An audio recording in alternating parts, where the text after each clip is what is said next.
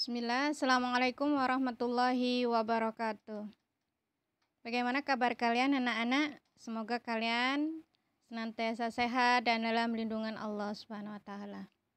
Anak-anak, sebelum kita mulai pelajaran hari ini, mari kita bersama-sama berdoa, dimulai dengan bacaan basmalah. Bismillahirrahmanirrahim.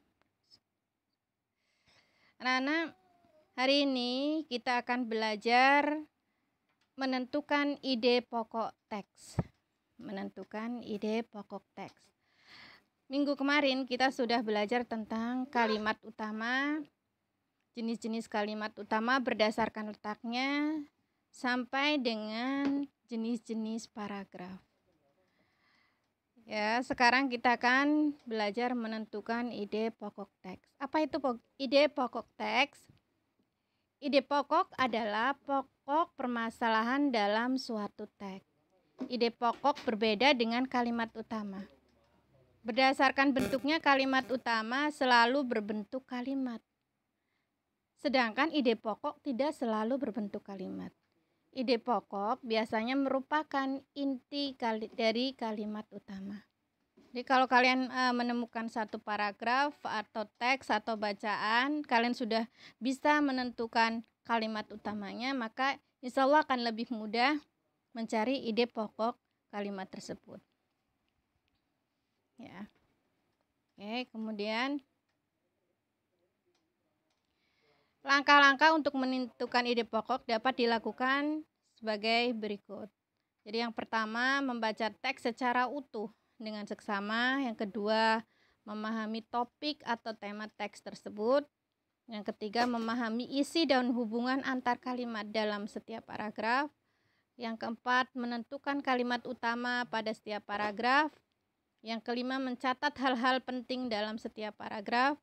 Dan yang terakhir, yang keenam, jika belum memahami isi bacaan, bacalah teks secara berulang-ulang. Oke.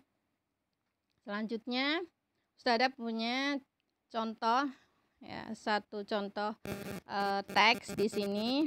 Nah, kalian akan menentukan pokok pikirannya. Indonesia memiliki kekayaan yang melimpah. Kekayaan tersebut terdiri dari kekayaan alam yang bersumber dari darat, laut, dan dari dalam perut bumi. Kekayaan yang berasal dari darat misalnya hasil hutan, sedangkan kekayaan yang berasal dari laut misalnya ikan, rumput laut, mutiara. Sedangkan kekayaan yang berasal dari perut bumi misalnya minyak, batu bara, emas, timah, nikel, dan sebagainya. Dari teks ini, ide pokok atau pikiran dari teks di atas bisa kita ambil, yaitu kekayaan alam Indonesia yang sangat melimpah. Jadi ide pokok kalimat ini tidak harus sesuai dengan kalimat yang ada dalam teks. Tidak harus persis seperti kalimat yang dalam teks. Sedangkan kalau kalimat utama biasanya kita mengambil kalimat ini berdasarkan apa yang di dalam teks. Kalau kalimat utama dari paragraf ini, yaitu kita bisa temukan ada di awal paragraf. Indonesia memiliki kekayaan yang melimpah. Ini kalimat utama. Sedangkan kalimat kedua, ketiga, dan seterusnya itu adalah penjelasan dari apa kekayaan Indonesia yang melimpah itu.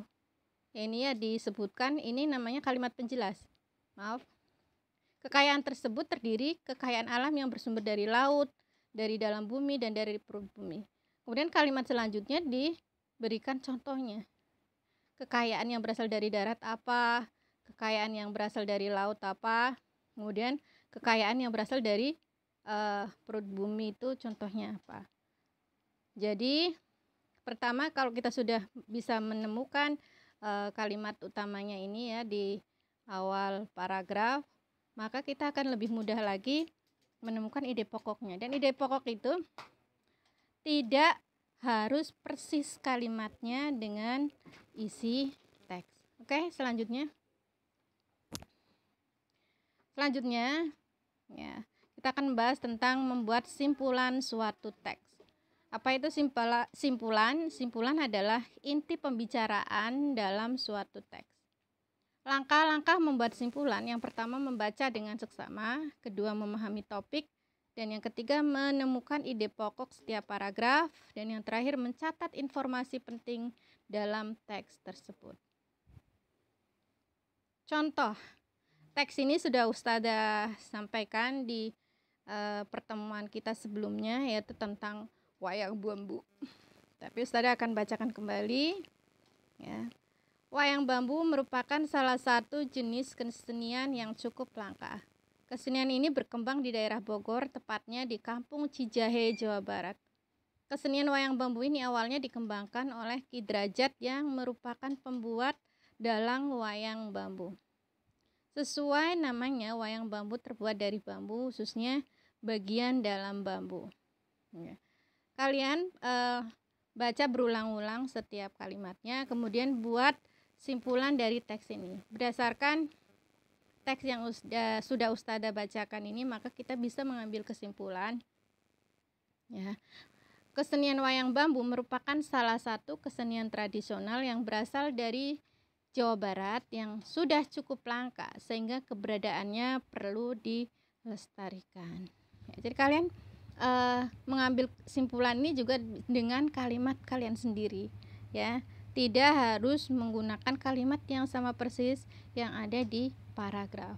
Intinya kalian memahami isi atau informasi apa yang disampaikan dalam teks tersebut, kemudian kalian ambil simpulannya, sisi yang penting-pentingnya dengan kalimat kalian sendiri. Oke, yang terakhir kita akan bahas tentang meringkas bacaan. Ringkasan berarti mengemas bacaan secara lebih padat, singkat, tanpa mengurangi isi bacaan. Pada pertemuan kemarin, Ustadzah sudah memberikan tugas kepada kalian untuk meringkas satu teks. Insya Allah bab meringkas bacaan ini kalian sudah paham ya. Ya, kemudian setelah pembelajaran ini kalian akan mengerjakan latihan tugas yang ada di buku paket kalian ya. Jika ada pembahasan yang kurang paham, kalian bisa tanyakan Ustadzah via Wapri ke nomor Ustadzah.